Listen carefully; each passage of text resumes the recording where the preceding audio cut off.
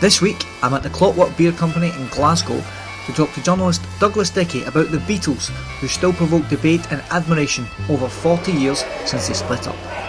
They certainly were so different. You know, Lennon, the sort of cynic, and then you'd McCartney, the sort of jaunty fellow, then you'd the quiet Beatle, you know, George, sort of younger than the rest, and then you'd sort of Ringo, the everyman. But it's easy to pigeonhole them because there was parts of each of them in each other as well.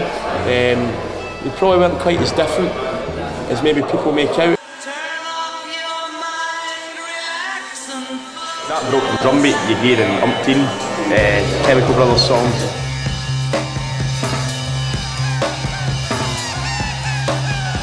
A song like Rain, maybe one of the first true rock songs, real rock, Helter Skelter, but you know, worked on, you know, heavy metal.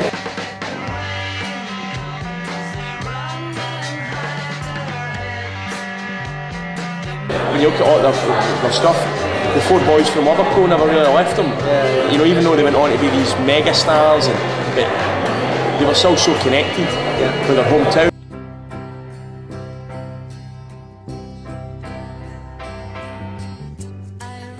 Everything in the lyrics is real, you know. It's all about John picking up the paper, reading about their friend Tara Brown who's killed, and a story about that, and then there's a story about 4,000 holes in Blackburn, Lancashire. It's actually, as a media man, you know, itself, I can see it as quite a scathing assault on sometimes the absolute ludicrous nature of, you know, mass media. The chord at the end is just incredible, but what is interesting about it, actually, one of the most interesting things I find, is that it was actually the second song recorded for Pepper, so it's got this sort of apocalyptic feel to it, that this is just the end, you know, it sounded like the end of the world, I think John used to say, and it must have fitted in so great, but they actually wrote it before most of the other songs on it, and they recorded it very, very early in the recording process, which I think in itself shows what a fantastic band they were, that they could write this just out of nothing almost. You know, they didn't need a finishing song, it was just a song they had. And the whole concept of the album hadn't been built yet.